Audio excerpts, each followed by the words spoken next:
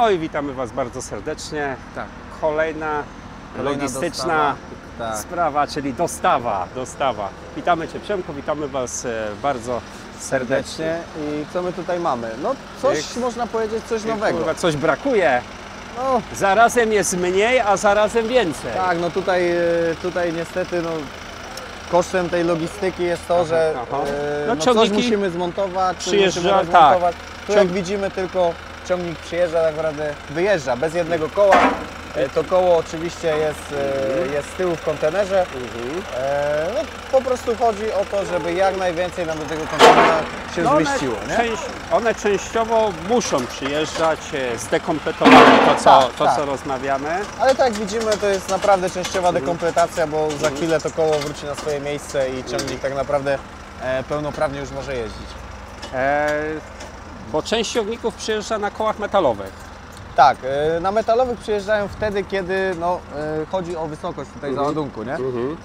No jest tutaj bardziej w tym przypadku chodzi nam o miejsce w kontenerze, żeby nam weszło jedna sztuka więcej, nie?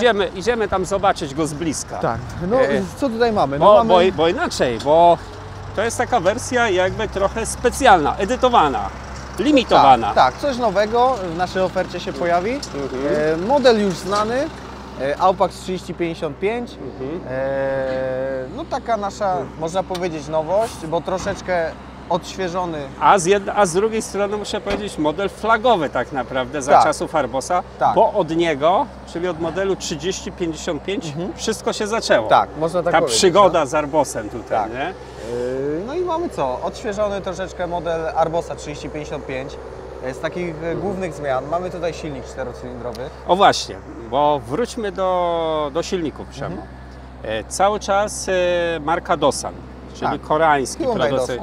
Hyundai Dosan, koreańska marka silników, bardzo dobre, oszczędne, o dobrych parametrach, dobrej charakterystyce. No i szeroko stosowana tak naprawdę, bo nie tylko maszyny rolnicze, również maszyny budowlane, jakieś silniki przemysłowe, no, szeroko pojęty. I teraz tak, historycznie, bo jak się ta przygoda z Arbosem rozpoczynała, to mieliśmy w tym modelu 3055 silnik 4-cylindrowy. Tak, 4-cylindrowy. Później gdzieś tam nastąpiła w cudzysłowie turbulencja, zmiany i był to motor 3-cylindrowy, ale też Dosana. Też Dosana.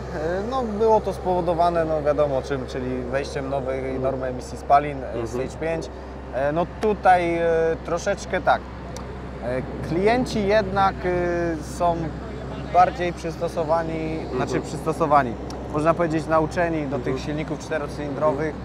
Nawet mniejsza pojemność, tak, ale żeby były 4 garki. No i tutaj też ze względu na tutaj opinie klientów i prośby, żeby gdzieś tam do tego 4-cylindrowego wrócić, no to udało nam się tutaj z producentem przeforsować tę zmianę, aby wypracowano model silnika 4-cylindrowego, ale spełniającego normy w tym zakresie mocowym, jeśli chodzi tu o normę Stage 5 dokładnie, i udało się. Tak, no silnik jest nam dobrze znany, bo można powiedzieć, że ten sam słupek, ten sam blok jest tak naprawdę w Arbosie i w Aupaxie 3075, no z drobnymi zmianami. I 65? I 65, tak. I 60.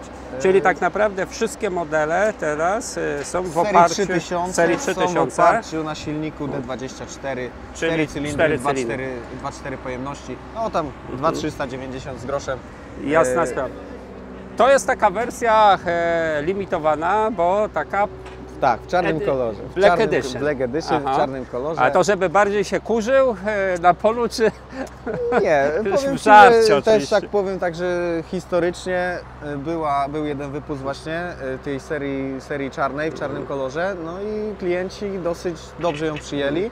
Też mamy często zapytania. Spotkało się to z dużą akceptacją rynku, wśród klientów. I co jakiś czas też mieliśmy zapytanie, czy kiedy będą te czarne, czy będą, no więc... Są, słuchajcie, są. Jak widać, troszeczkę jeszcze przykurzony, tego blasku nabierze po oczyszczeniu. To wiadoma sprawa. Przy okazji rebrandingu sporo zmian konstrukcyjnych. My już żeśmy o tym rozmawiali wcześniej. Tak. Natomiast niedużych może konstrukcyjnych, ale ilościowo tych zmian sporo. No, są takie drobne, ale znaczące. No, na pierwszy rzut oka tu już widzimy, że mamy przednie błotniki, uchwyt do przedniego błotnika. I one są w standardzie? Są w standardzie. Okay, tylko zdemontowane na czas transportu. Okay. No tak jak widzimy, już powiedzieliśmy, silnik czterocylindrowy. Troszeczkę nam się dzięki temu zmienił też rozstaw osi, no bo wiadomo, ten jeden cylinder, troszeczkę nam się ten rozstaw wydłużył. No teraz będziemy mieli tak naprawdę 3 wersje kolorystyczne. Mamy zielony, czarny, no i pomarańczowy. I pomarańczowy z przeznaczeniem głównie podkomunalnym. Tak, tak. No naprawdę z dużym tutaj jakby zainteresowaniem klienci przyjęli ten model, bo naprawdę 2 kontenery, które dostaliśmy niecały miesiąc temu, już zostały sprzedane. Nie? Ja nie wiem, czy to jest technicznie tu nie zablokowane, ale nie widzę. Sprawdzimy. Tutaj też jakaś zmiana, tak, mamy przekonstruowany, jakby zmodernizowany przedni wspornik, no bo może tak, niekoniecznie w 30-55, ale w 30-75 klienci często pytali, czy możemy tutaj zamontować przedni wałek WOM.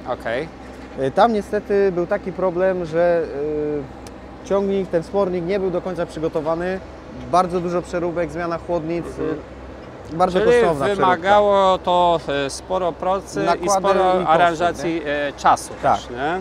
Tutaj już mamy ten wspornik przystosowany.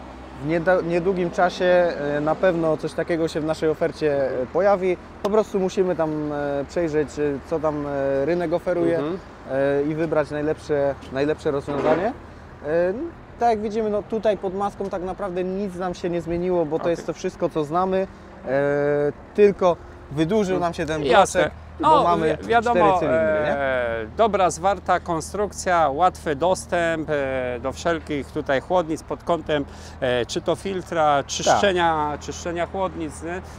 To są istotne sprawy. Silniki są sprawdzone już od 3-4 lat, no już 4 lat. Sprzedajemy ciągniki z Argo z Aupax z silnikami Dosana. Także no, to już mamy sprawdzone, wiemy, że to działa, klienci też są zadowoleni. Nie? Wcześniej Arbos, później Aupax, nie? Tak, no i co tutaj dalej mamy? Z tych zmian jeszcze, Przemo. Troszeczkę, można powiedzieć, wagowo kilka kilo mniej obciążników, naprawdę to jest taka tam aptekarska różnica. Mamy troszeczkę inny obciążnik, mamy jakby jednolity pierścień. Wcześniej były to 4 podzielone na 4, teraz mamy dwie płyty. No to też ciekawe. O, tu co widać od razu rzuca się w oko, bo wcześniej chyba był zaczep normalnie punktowo Znaczy on też był regulowany. To nie można powiedzieć, że nie był, tylko po prostu... Ale nie na szynie, tak jak nie był na szynie, troszeczkę więcej to od nas wymagało tutaj wysiłku, żeby to zmienić. Przeregulować wysokość. Tak, teraz mamy szynę, regulowaną tutaj wysokościowo zaczep. Oczywiście dolny zaczep też jest. Czyli tabelka polowa też jest. I to wszystko w standardzie. Oczywiście. Tutaj jeszcze tego nie widzimy, ale również mamy zawiesia hakowe kategorii drugiej już w standardzie. Czyli nie oczka, jak ja to mówię, zamknięte jajka. Tak. Tylko już mamy zawiesia hakowe. Eurohaki, nie? Tak. To kategoria druga tutaj. No to też jakby odzew tutaj rynku klientów, no bo są wygodniejsze, no nie można mówić, bo... Łatwość zaczepienia, szybkość podczepienia jak maszyny. dobrze ustawimy tutaj odciągi, to tak naprawdę jesteśmy sami w stanie tutaj bez żadnych tam wielu tutaj poprawek podłączyć tą maszynę. Też w tym rzecz, maszyny stają się też coraz takie cięższe, mimo że to nieduży ciągnik, ale przy tych tradycyjnych cięgnach dolnych, oczkowych, no to gdzieś to podczepienie było utrudnione, bo było trzeba precyzyjniej podjechać, a jednak tymi końcówkami hakowymi to łatwiej jest gdzieś tam nawet troszeczkę nam brakuje, to tam wskoczy, także to jest na plus. Troszeczkę zmodernizowany układ hydrauliczny. Właśnie, bo jak patrzę, to inaczej wygląda tu ten blok zaworów. Tu się coś wydarzyło. Wydarzyło się? Nie dotknęło coś w transporcie, nie wygięło się, że to tak trochę w tą stronę? Tutaj mamy zmodernizowany rozdzielacz tak naprawdę z funkcją, na jednej parze mamy funkcję blokady oraz blokady, czyli stałego wydatku. Wydatku oraz tak zwanego swobodnego przepływu. Czyli możemy sobie wrzucić jakby dźwignią, przepchnąć dźwignię, też nam się zablokuje i wtedy na przykład jeżeli jakaś maszyna potrzebuje kopiowania terenu, a jest na hydraulice, to ten olej sobie będzie swobodnie między ciągnikiem a maszyną przepływał, nie? Takie rozwiązania są bardzo kluczowe i istotne przy zastosowaniu maszyn towarzyszących, zwłaszcza tych komunalnych. Nie tylko, ale przede wszystkim komunalnych. Jakieś zamiatarki, szczotki czy pługa od śnieżnego. Także te kwestie naprawdę mają wpływ. No i jeżeli chodzi o kabinę, znaczy tu jak jesteśmy jeszcze, no to tylna szyba z wycieraczką, no też można powiedzieć ważna zmiana, jeżeli chodzi o tutaj konstrukcję, a w kabinie tak naprawdę... Właśnie, Przemo, na szybko, co jeszcze się zmieniło w kabinie? Rzućmy sobie okiem, ja zasiądę sobie. Pierwszy rzut oka wyświetlacz LEDowy. No właśnie, bo wcześniej były w tych wersjach był analogowy. Analogowy, zwykły.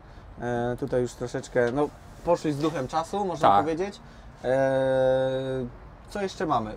Troszeczkę zmodernizowany panel klimatyzacji. O właśnie, bo tu też tam konstrukcyjnie nawet się to zmieniło. Tak, dołożony mamy tutaj jakby przełącznik. Wcześniej musieliśmy jakby wychodzić, tutaj pod maską taki kranik zakręcać do ogrzewania. Natomiast tutaj już to mamy w panelu, już możemy to robić tutaj z pozycji operatora. No i tak jak wcześniej mówiłem, ta jedna dźwignia właśnie z blokadą. No to właśnie widać.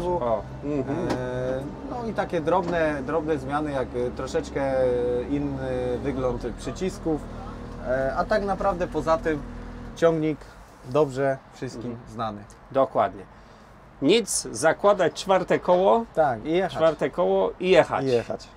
Także dzięki Ci, Przemo, za szereg ciekawych informacji. Trzymajcie się, do zobaczenia. Do następnego. Kliknij jeden z polecanych filmów, aby obejrzeć najlepsze produkcje na naszym kanale. Zasubskrybuj kanał, aby być na bieżąco i nie przeoczyć nowego filmu. Nowe filmy dodajemy codziennie o godzinie 6 rano, a shortsy od 17 do 22.